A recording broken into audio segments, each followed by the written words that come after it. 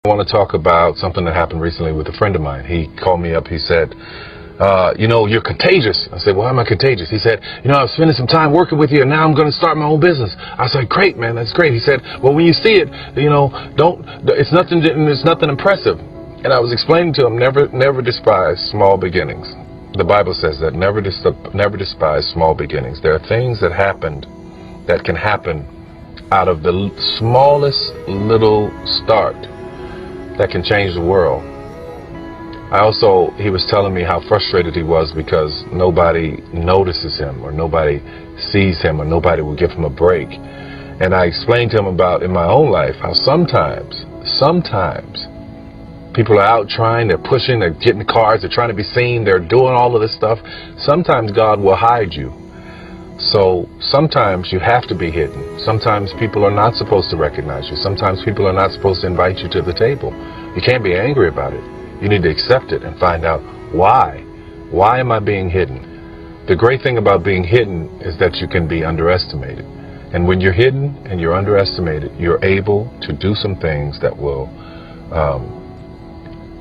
not only change your path, your life, but the lives of millions of people, the ones around you, your children, your family.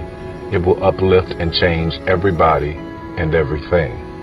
So what I say to you is, if you're struggling and you're fighting to be seen, sometimes you're supposed to be hidden. It's not your time to be seen yet. Stay the course. Learn what you can. Walk in the path that you're supposed to at this time. And at the right time, God will reveal you, your talents, and everything you've done to the world. In the meantime, prepare. Just one more word of counsel. Be prepared for death and resurrection. Perhaps you found that a little difficult to understand. Let me read you the words of Jesus in John chapter 12, verse 24. Truly, truly, I say to you, unless a grain of wheat falls into the earth and dies, it remains alone. But if it dies, it bears much fruit. There's a universal principle in the natural, in the spiritual. We are applying it, of course, in the spiritual realm, in the Christian life.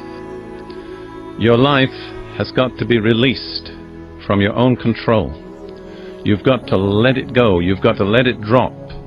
You often have to witness the death of your most cherished hopes and prospects. You may have made a commitment to God. You may expect God to answer in some wonderful way. And the next thing that happens is everything goes wrong. And you feel, in a sense, isolated. Maybe you had a certain ambition, even a certain person, in view for marriage. And after you make this commitment, everything falls apart. And you say, it all went wrong. No, it didn't. It's all going right. God is teaching you this lesson, that if you want His highest will, there has to be a death followed by a resurrection. I've experienced this in my life in certain critical phases of my life. And once I called out to God and I said, God, why does everything you really bless have to die first and then be resurrected? And I felt God gave me this answer. Because when I resurrect something, I resurrect it the way I want it. When you let it go, you let it die, and you give me the liberty to bring it back to life the way I want it. So what will happen in your life? Maybe the plan you had, the thoughts you had, the emotions you had were not from God. You let them die, and God substitutes something that you would never have conceived of, something on a much higher plane. Or maybe the thoughts and emotions and the plans you had were from God. You let them die, and everything falls apart. God is testing your consecration. Will you trust Him in the darkness? And then, when He's proved that you fully trust Him, He restores whatever it was that you felt you'd lost. But He restores it, blessed, multiplied many times over. Be prepared for death and resurrection. I pointed out, and I pointed it out mainly on the basis of personal experience, that anything that God really blesses usually has to die and be resurrected. So when you've made these commitments and taken these steps and everything seems to die on you, don't be discouraged. There'll be death in the fall, but resurrection in the spring. Just have the faith to wait through winter till the spring comes, and you'll be delighted above all that you can ever express or believe with what God resurrects in your life.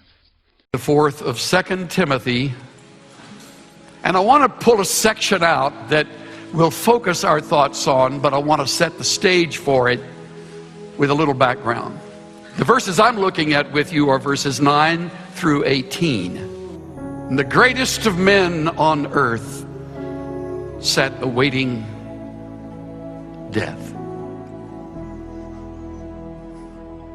I call that a stressful time. There are no parades, there is no band, there is no music, there are few friends. There was a man alone. If he had a candle under that light, finishing his hours in a dungeon, knowing he would never escape with his life. One who was once close to me is no longer.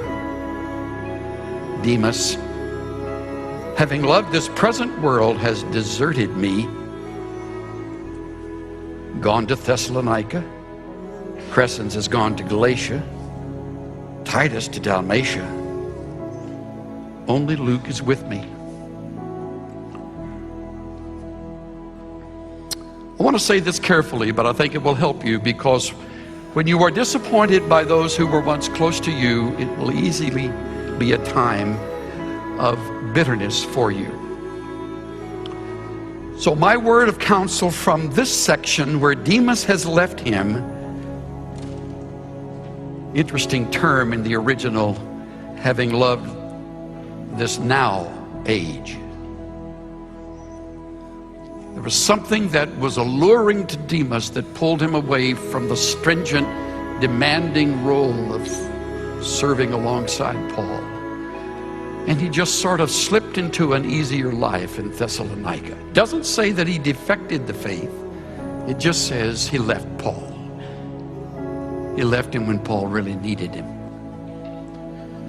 So the counsel I draw from it is, get over those who disappoint you. Your ministry will be strewn with the litter of people who disappoint you. I could name 3 dozen today, and without much effort. I finally learned after about the first dozen that this is going to happen again. This is going to happen again. So while I want close friends, I must realize some ultimately will drift away. If I'm not careful, their drift will so disappoint me that it will affect my ministry. It will soften the blow of my voice and weaken the conviction of my heart. Especially as I try as best I can to draw them back. Demas decided to leave. For whatever reason, we're not told here or anywhere else. There was just a spiritual erosion, silent and subtle. And the next thing Paul knew, Demas was gone. People who walk away usually don't announce their departure. They just quietly leave. The pressure is high. The demands are great. The pay is low. The critics are always there. Not everyone can handle life when it comes to ministry leadership. Get over those who disappoint you.